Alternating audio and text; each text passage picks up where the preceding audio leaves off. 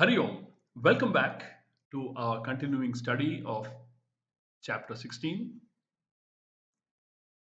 We are presently studying the value tapas, an important value.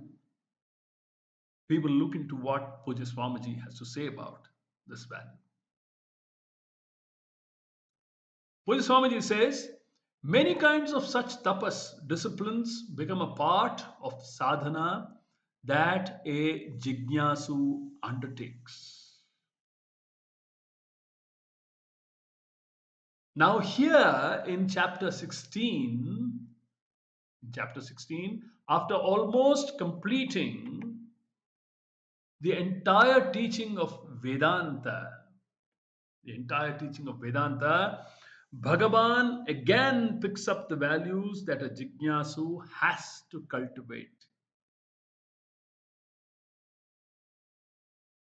for the assimilation of knowledge. And in this context, he talks about tapas and is going to elaborate on the threefold tapas later in the 17th chapter. So, here Shankara just says that this tapas will be elaborated later and proceeds to the next Daivi Sampat, which is Arjava. Which is Arjava.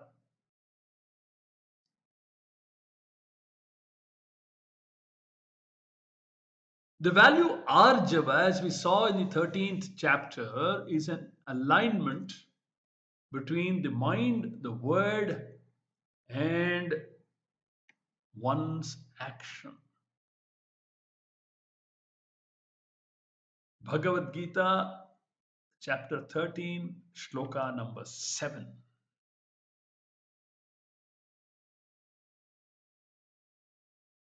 Amanitvam adambhitvam ahimsa kshantirarjavam.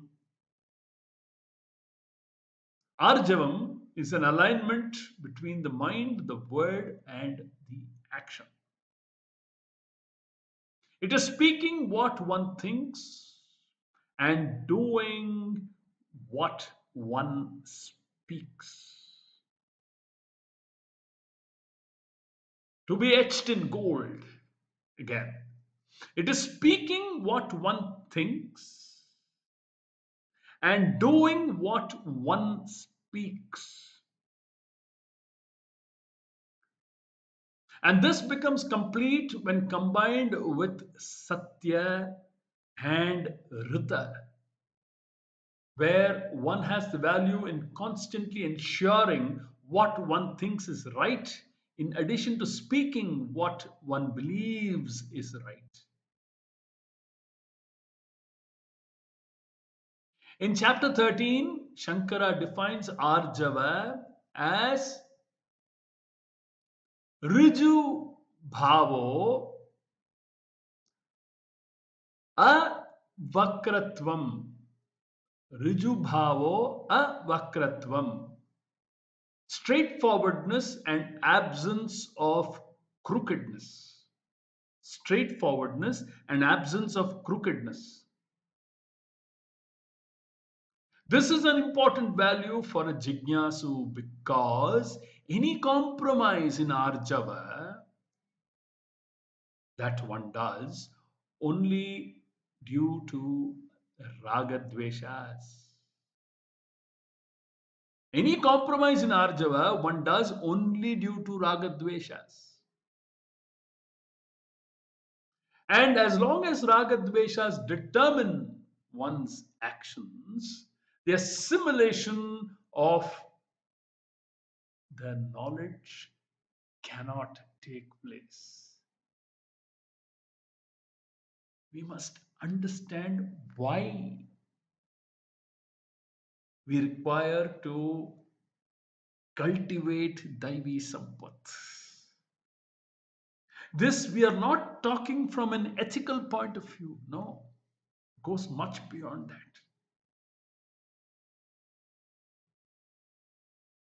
We are not mainly merely talking about at the level of ethics and morality, although ethics and morality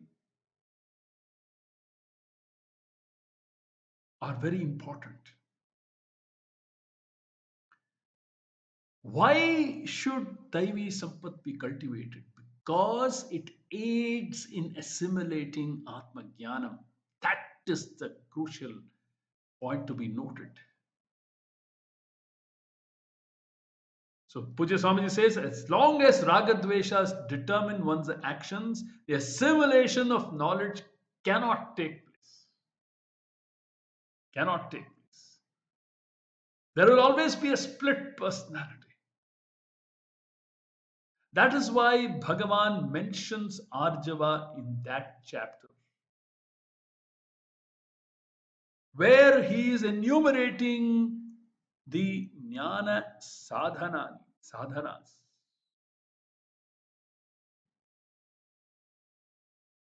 The 13th chapter is the beginning of the Charama Shatkam. We must keep that in mind.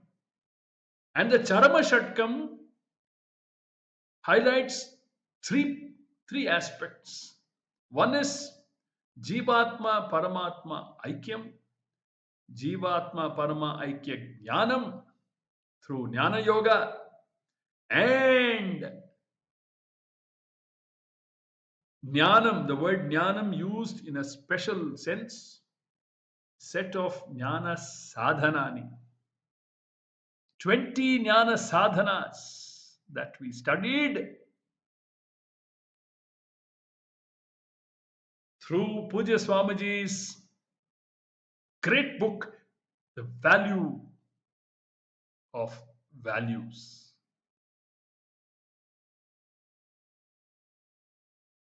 I wish to recollect Poojya Swamiji's definition of a value over here. Very important definition for all of us to internalize, to understand every word of that definition. Poojya Swamiji says, a value is a value only if the value of the value is valued by you.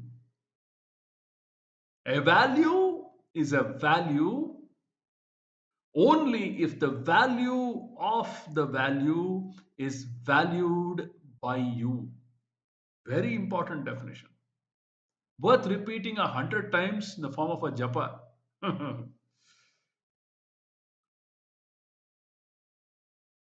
Bhagavan mentions Arjava in that chapter because it is a chapter that is leading, that talks about Jivatma Paramatma Aikyam and Jivatma Paramatma Aikya Jnanam. Kshetragyam chapi mam vidhi sarvakshetreshu bharata. Krishna says that. It's a Mahavakya statement. To assimilate that statement, one needs to diligently go through with the practice of Jnana Sadhanani.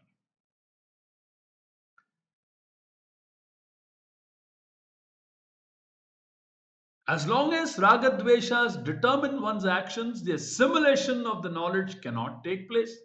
That is why Bhagavan mentions Arjava in that chapter, where he is enumerating the Jnana Sadhanas. And he considers it so important that he reiterates it here and again in chapter 17. He reiterates the Daivi Sampat, the value of Arjavam, considers it very important. Swami Paramarthananda says, practicing Arjavam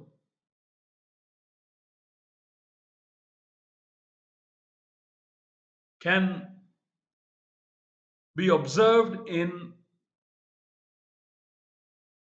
our practicing punctuality. Punctuality is a yardstick by which we can understand how much we have assimilated this value.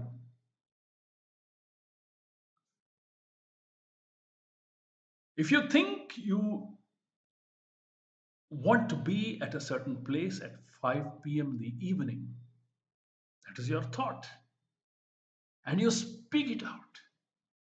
You commit yourself to somebody that you will be there at 5 o'clock in the evening. And you back that commitment up with your actions. Your thoughts say that you want to be at a place at 5 p.m. Your words speak your thoughts out. Your actions back your words.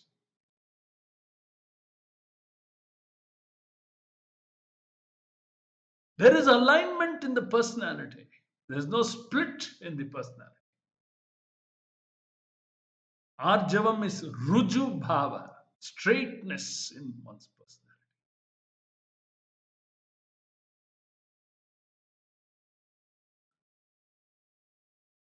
So that is the Daivi Sampat of Arjava. That is why studying the 16th and 17th chapters is a beautiful extension of the 20 values that we studied in the 13th chapter. There may be overlap, no doubt, but these 26 values, revisiting or studying these 26 values is akin to revisiting some of the values that we have already studied earlier. It helps to reiterate the point. There is no punarukti dosha in this. This is one of the ways in which the Shastra teaches. What is the tatparyam of our Vedic design? This is called abhyasa in Vedic teaching. Abhyasa means reiteration of a point which is important. What is important, what is not important? We need to know that, right? We now move on to the next important Daivi Sampats, namely ahimsa. Ahimsa paramo dharmaha. You must have heard this expression many times. Ahimsa paramo dharmaha.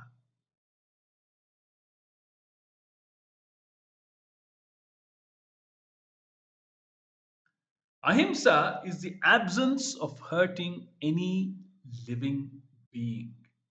Is the absence of hurting any living being. Here, not hurting is not only limited to human beings, but extends to all living beings, living things, including trees and so on.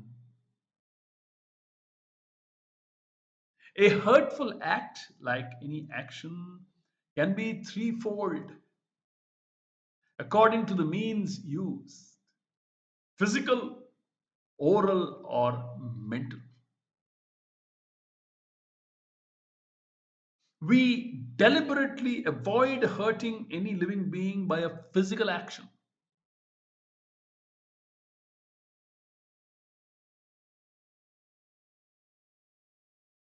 Kayika. The means used are kayika, vachika, or manasa. So we deliberately avoid hurting any living being by a physical action. Kayika. Kayika karmani. Although speech is also one of the organs of action, it is treated separately here.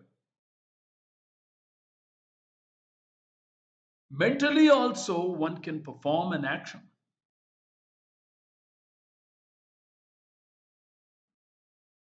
Like meditation or prayer. Although one may have stray, unkind thoughts about a person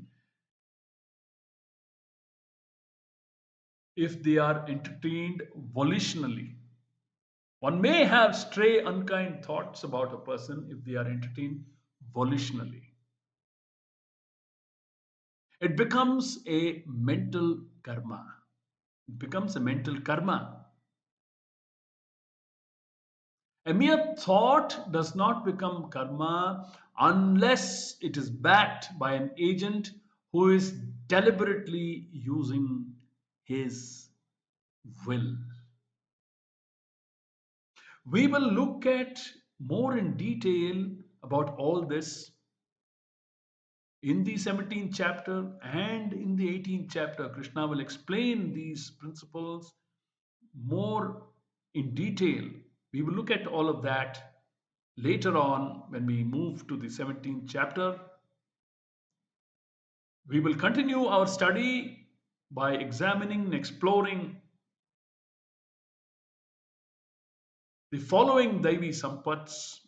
The next Devi Sampat that is coming up is the value of Satya, a very important value, in the following capsules and take our study forward. Until then, Hari Om.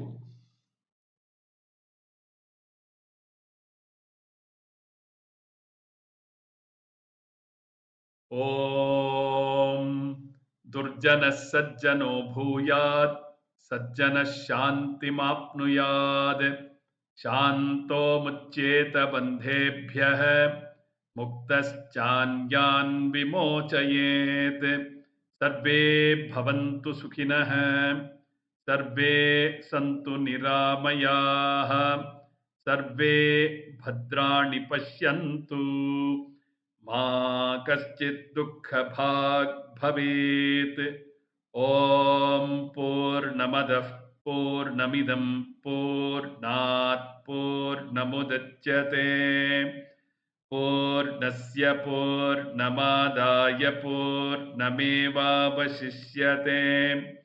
ॐ शान्तिः शान्तिः शान्तिः हरिः ॐ श्रीगुरुभ्यो नमः हरिः ॐ